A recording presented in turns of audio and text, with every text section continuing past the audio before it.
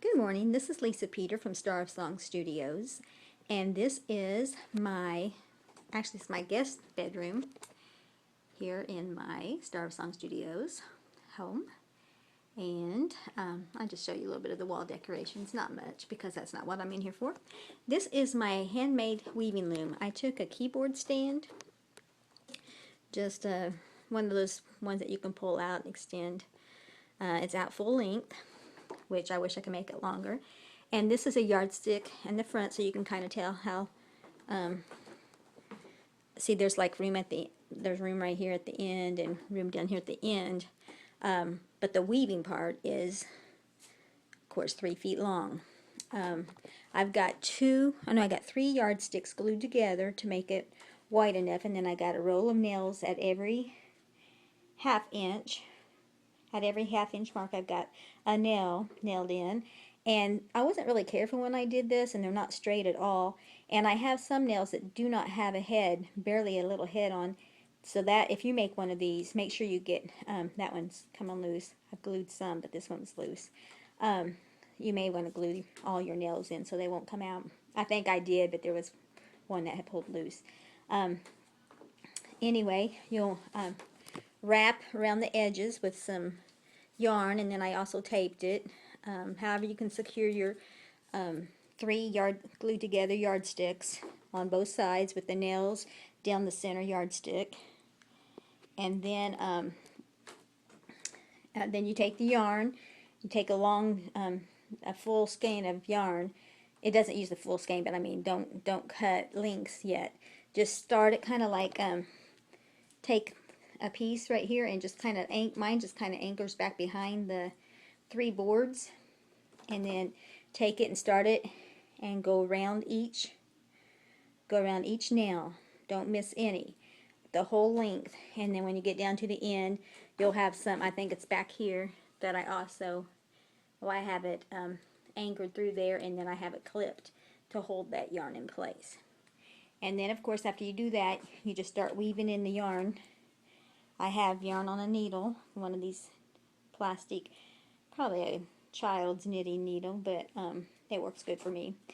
And you just weave in and out, just like this. I'm going to try to show you just a little bit of it. Well, I can't do it one-handed, and I'm holding my iPhone with the other. But anyway, you would do that and pull it through, which I've done. And I've left a little bit of yarn on each end, just enough to bring over the sides a little. There's no certain thing. This may be cut off at the end. I'm not even sure what project I'm making. So this may be left on as a fringe, maybe trim it even. Or I may cut it off, after I get it done. I'll sew it secure here, and then I may cut this off. May have to put some kind of binder or something on it to hold it maybe all the way around. Or I may connect a couple of these together when I get this done. It's not going to be very wide. Let me show you just the length of the keyboard. And see, down here I got some cut.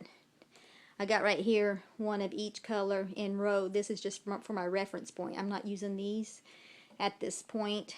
Okay, I've got the yarn also laid out here in the order that I'm using it.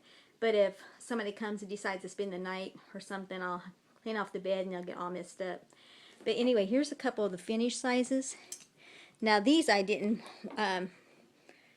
push as far, the yarn, I didn't make the yarn go as tight as I am on this. I'm pushing it up just as far as I can.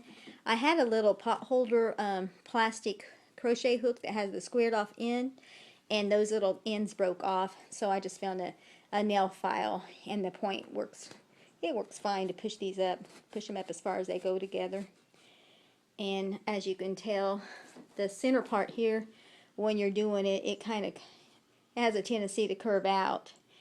The center doesn't always want to pull in as close, so you have to work with it to get it straight. But anyway, these over here that's about the finished length. Can you see that? Here's 2 of them. This one, what I did here is I had finger crocheted some big long lengths of yarn.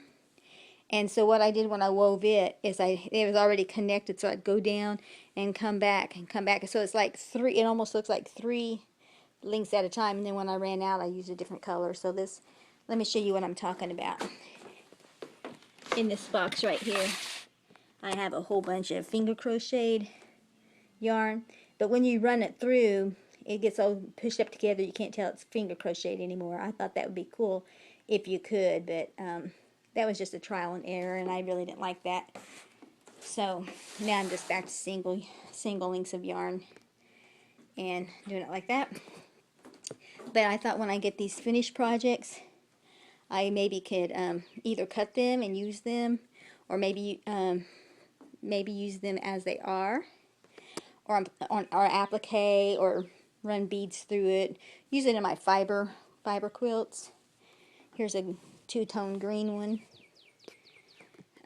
So anyway, this is my weaving projects, and I've made a whole bunch of other weaving projects. Oh, while I'm in here, this is a yo-yo bedspread. I make fabric yo-yos, and some of them's discolored because I use my husband's old shirts, old sheets, stuff like that. And so that's just part of the charm. That's just how it was when I sewed them together. I made a whole bunch of different yo-yos out of recycled materials and made this cool little bedspread. And these are some crazy quilt pillows that I've made. And I think it's this one. Yeah, this one has a little pocket on the back, and it tells it all the different ones. This was in a swap, and everybody signed, told what it's pink and cream. Each one told what they did on the pillow, and I just made a little pocket so I could keep that information together. And this was done quite a few years ago. I was in two. That says two because I was in several different swaps. And this was the other one, I believe. This must have been one. See how I invented the little music note embroidery? And I did it. I hadn't seen anybody else do that. They might have. But anyway, that's in here. Now I want to take this, enjoy my little walk across the hall. I didn't know I was going to make this video, but I got a few minutes before I have to go sing and play at the Senior Citizen Center. But anyway, on this rack here, yeah, there you go. I have 50 woven chair scarves, plus a couple other scarves. These here are my fancy. These are shawls that I made on that same loom. But what I did with those, with all this that you see hanging down, is I let the yarn go down over the edges and all the way down to the floor on both sides. And so that made it that length, with the stand up as high as it goes. It's also, you know, it's keyboard stand, so it's adjustable as well. But all this right here is old sheets and yarn, and we used it at my daughter's reception, her wedding reception, on metal chairs. We use them as chair covers. So I have 50 of those. Anyway, that's my weaving project. And oh, yeah, and here's how I cut off the edges that I use for just scarves on my shelves and stuff. Well, anyway, that's all I have for right now. Some other stuff I made. Jars of yo-yos, and oh, there's a decoupage guitar. Okay, this is my craft room. And see, it says order my steps, and you can't see in your word. But that was at my daughter's wedding reception. Also, our cupcake stand that I just use it for a catch-all at the moment. Need to clean in this room.